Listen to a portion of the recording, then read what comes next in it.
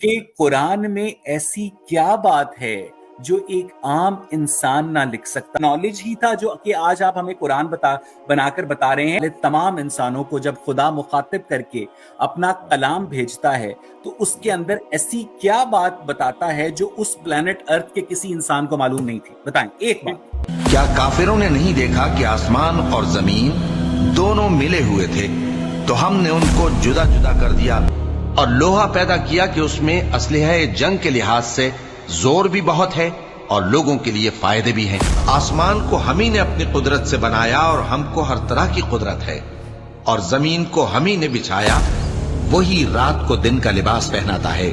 وہی تو ہے جس نے رات اور دن اور سورج اور چاند کو بنایا، یہ سب اپنے اپنے مدار میں تیر رہے ہیں.